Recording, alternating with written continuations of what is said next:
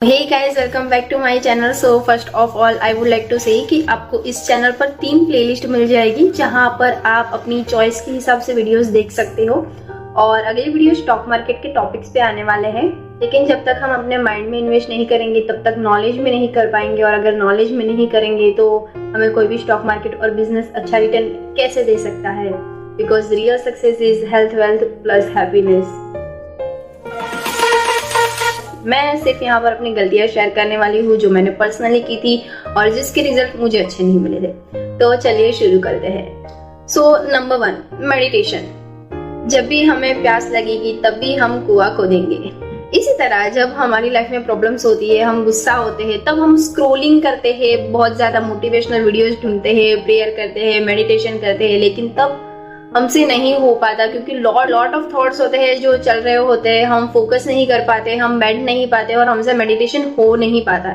और जब हम खुश होते हैं, शांत होते हैं, अच्छा फील करते हैं, तब हम घूमते हैं, फिरते हैं और चिल करते हैं। तो अगर जब हम शांत हैं तब से ही मेडिटेशन की प्रैक्टिस करना शुरू कर दिए तो जब हमें ट्रबल आएगा तब हमें उस चीज की प्रैक्टिस होगी जिसकी वजह से हम उससे बच पाएंगे और उसे कंट्रोल कर पाएंगे। उसके बाद सेकंड की मेडिटेशन का मतलब कभी भी माइंड को कंट्रोल करना नहीं होता है कि अगर हम मेडिटेशन कर रहे हैं तो हमारे माइंड में कोई भी थॉट्स नहीं आने चाहिए। तो किसी भी चीज के बारे में नहीं सोचना है, मुझे ये वो कुछ भी सोचना नहीं है, मुझे कंप्लीटली फोकस करना है, माइंड को कंट्रोल करना है। ऐसा नहीं होता है क्योंकि हम किसी भी चीज को जितना ज्यादा दबाते हैं वो उतनी ही जोर से उछलती है। मेडिटेशन का मतलब माइंड को कंट्रोल करना नहीं है, लेकिन माइंड को ओपन करना है। अगर क्योंकि कोई भी थॉट्स आ रहे हैं तो उसे आने देना है, वो आके अपने आप ही चले जाएंगे। हमें सिर्फ इतना ट्राई करना है कि अगर हमें बहुत ज्यादा नेगेटिव थॉट्स आ रहे हैं तो हम उसे पॉजिटिव से चेंज कर पाए या थोड़ा सा फोकस कर पाए। अगर ऐसा नहीं होता है तो कभी भी बुरा फील नहीं करना है कि मुझसे हो नहीं रहा है, या फिर हम बैठ नहीं पा रहे हैं, या फिर हमसे फोकस नहीं हो रहा है, हमारा माइंड हमारे कंट्रोल में नहीं है, या फिर हम उसे कंट्रोल नहीं कर पा रहे हैं, या फिर बहुत ज्यादा इमोशंस निकल के आ जाते हैं। क्योंकि हमें इसकी आदत नहीं है तो स्टार्टिंग में थोड़ा बहुत ऐसा होगा, लेकिन धीरे धीरे जब हम उसकी प्रैक्टिस करेंगे तो ऑटोमेटिकली हमारे माइंड में जो है थॉट्स आना कम हो जाएंगे और कभी कभार थॉट्स आना ही बंद हो जाएंगे और हम कंप्लीटली फोकस कर पाएंगे। तो सेकंड है अफर्मेशन। अगर मैं आपको बहुत ही सिंपल मीनिंग बताऊं कि अफर्मेशंस क्या है। अफर्मेशन सबकॉन्शियस माइंड को रिप्रोग्राम करने के लिए यूज की जाती है क्योंकि हम जो चीज बार बार बोलते हैं वो हमारे माइंड में फिट हो जाती है और हम उसी के अकॉर्डिंग एक्शंस लेते हैं। तो कभी कभार हम गुस्सा होते हैं तो हम ऐसे ही मन में बोल रहे होते हैं कि आज मुझे गुस्सा नहीं करना है, आज मुझे फोन यूज नहीं करना है, आज मुझे ये नहीं करना है, आज मुझे वो नहीं करना है, और हम उस चीज को बार बार करते होते हैं। तो हमें अपनी अफर्मेशंस पे ध्यान देना पड़ेगा कि जो चीज हमें नहीं करनी है हमें उसका जिक्र करना ही नहीं है, क्योंकि जो चीज हम अपने आप को बोल रहे हैं उसकी हम फीलिंग्स को क्रिएट करते हैं और उसी के हिसाब से हम एक्शंस लेते हैं। तो यहाँ पर हमें सिर्फ अफर्मेशंस नहीं, लेकिन हमें पॉजिटिव अफर्मेशंस पे ध्यान देना पड़ेगा। तीसरी गलती मैं जो आपके साथ शेयर करने वाले हूँ ये शायद मेरी सबसे बड़ी गलती थी।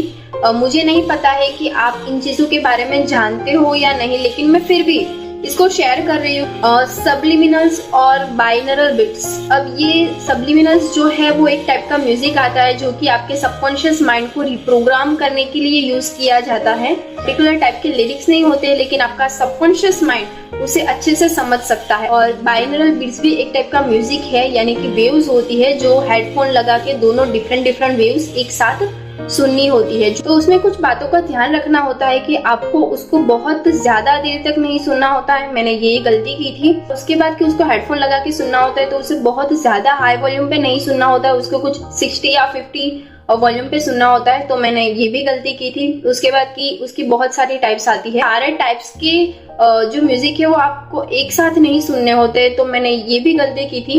तो मैं आपके साथ सिचुएशन भी शेयर करती हूँ कि ये सारी गलतियां मैंने कब की थी। मेरी सीए फाउंडेशन की एग्जाम आने वाली थी, उसमें कुछ 1.5 मंथ जितना टाइम बाकी था, और उसके पहले भी मैंने वो एग्जाम दी हुई थी। एक्चुअली मेरी बीकॉम और सीए की एग्जाम क्लैश हो गई थी, जिसकी वजह से एक ही दिन में 2 पेपर ऐसी सिचुएशन थी। तो मेरी बीकॉम की एग्जाम में भी 5 केटी थी और मैं अपनी सीए की एग्जाम में भी फेल हो गई थी, जिसकी वजह से मैं बहुत ज्यादा डिस्ट्रैक्ट हो गई थी कि मतलब ना यहाँ की रही हूँ और ना वहाँ की, और मेरे पास सिर्फ एक ही मंथ बाकी था मेरी नेक्स्ट एग्जाम आने में, और मुझे अपनी केटी भी सॉल्व करनी थी और साथ में मुझे अपनी सीए फाउंडेशन की एग्जाम भी क्लियर करनी थी। और कोरोना था उस टाइम पे, जिसकी वजह से एग्जाम एक्चुअली डिले हुई थी 2-3 बार, जिसकी वजह से मेरी प्रिपरेशन भी बहुत ज्यादा डिले हो गई थी और 1 मंथ बाकी था और मैंने कुछ भी नहीं पढ़ा था। मतलब मुझे थोड़ा बहुत ही आता था जो मैंने पहले पढ़ा हुआ था एग्जाम में। तो तब मैंने स्क्रोलिंग करना स्टार्ट किया, बहुत सारे मोटिवेशनल वीडियोस ढूंढना स्टार्ट किया और ये जो सारी गलतियां मैंने आपके साथ शेयर की उस टाइम पे मैंने की थी सारी गलतियां। तो उस चीज के जो रिजल्ट है वो ये निकल कर आए कि शांति तो मुझे बिल्कुल फील नहीं हो रही थी और उस टाइम पे मैंने अपना सोशल मीडिया बिल्कुल बंद कर दिया था और मैं घर के बाहर नहीं जाती थी, पूरा दिन पढ़ती रहती थी और मेरी सिर्फ 1 या 2 फ्रेंड थी जिसके साथ मैं नॉर्मली बातचीत कर लिया करती थी या फिर उनसे कभी मिलने जाती थी।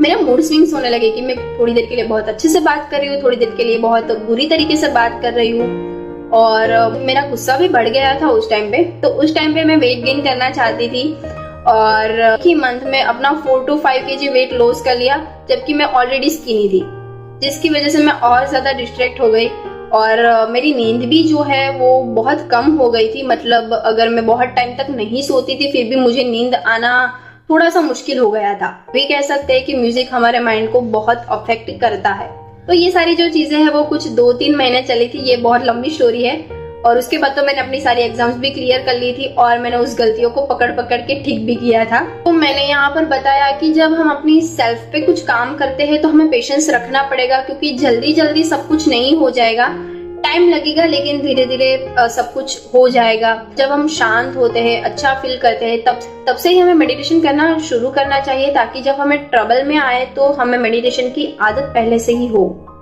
तो उसके बाद हमने देखा कि हमें मेडिटेशन में माइंड को कंट्रोल करने की कोशिश कभी नहीं करनी है और उसके बाद अफर्मेशंस पे ध्यान देना पड़ेगा कि जो हम अपने आप को बोल रहे हैं बार बार वो चीज हम सच में करना चाहते हैं या नहीं करना चाहते हैं। क्योंकि जो चीज हम नहीं करना चाहते उसका बार बार जिक्र करते हैं और हम उसी चीज को बार बार करते जाते हैं। के बाद एक और चीज मैंने जो सीखी, अगर आपने मेरी लॉ ऑफ अट्रैक्शन वाली वीडियो देखी है तो आपको पता होगा, मैंने उसमें बताया था कि जिस चीज को हम बार बार सोचते हैं, जिसके बारे में हम बार बार बोलते हैं, उस चीज को हम अपनी तरफ अट्रैक्ट करते हैं। और हर चीज की 2 साइड्स होती है, एक पॉजिटिव और एक नेगेटिव साइड।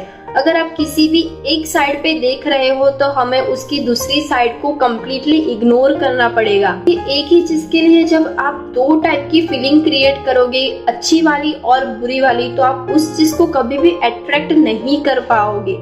अगर मैं सिंपल सा एग्जांपल दूं कि आपको कोई फोन चाहिए और आप बोल रहे हो कि मुझे ये फोन चाहिए क्योंकि ये सारी अच्छी अच्छी चीजें हैं इसमें, और थोड़ी देर के लिए आप सोच रहे हो कि नहीं ये फोन मुझे नहीं चाहिए क्योंकि इसमें ये उसके साइड इफेक्ट्स है, तो आप 2 टाइप्स की वाइब क्रिएट करते हो और आप उस चीज को ठीक से अट्रैक्ट नहीं कर पाओगे। अगर अट्रैक्ट हो भी जाती है तो वो फोन आपको कम्प्लीटली सेटिस्फाइड नहीं कर पाएगा। यानी कि अगर आप पॉजिटिव देखते हो तो नेगेटिव को कम्प्लीटली इग्नोर करना पड़ेगा, अगर आप नेगेटिव देखते हो तो आपको पॉजिटिव को कम्प्लीटली इग्नोर करना पड़ेगा। आप सिर्फ एक ही साइड को देखकर उस चीज को या तो कम्प्लीटली अट्रैक्ट कर पाओगे या फिर वो चीज आपकी लाइफ से कम्प्लीटली चली जाएगी। तो ये चीज पर्सन में भी लागू होती है कि अगर आप किसी के साथ अच्छे रिलेशन बनाना चाहते हो तो आपको कम्प्लीटली उसकी पॉजिटिव साइड्स को देखना पड़ेगा। और यहाँ पर कभी कभार ये भी बोलते हैं कि हम तो दिन में बहुत सारी चीजों के बारे में सोचते हैं लेकिन हमें वो सारी चीजें तो मिल नहीं जाती। तो यहाँ पर ये बात आती है कि हमारा जो एनर्जी लेवल है वो इतना ज्यादा नहीं है कि हम सारी चीजों को एक साथ अट्रैक्ट कर पाए। तो हमें एक चीज पे फोकस करना पड़ेगा और जिस चीज पे हमें फोकस करना है, जो चीज हमें चाहिए, उसके बारे में सिर्फ पॉजिटिव सोचना पड़ेगा। अगर हम थोड़ी सी भी नेगेटिव या गलत वाइब उसके लिए क्रिएट करते हैं तो वो उस चीज को जो है वो इन बिटवीन फंसा देती है, और अगर वो चीज हमें मिल भी जाती है तो वो उससे हम इतना ज्यादा खुश नहीं होंगे जितने हमें एग्जैक्टली होना चाहिए।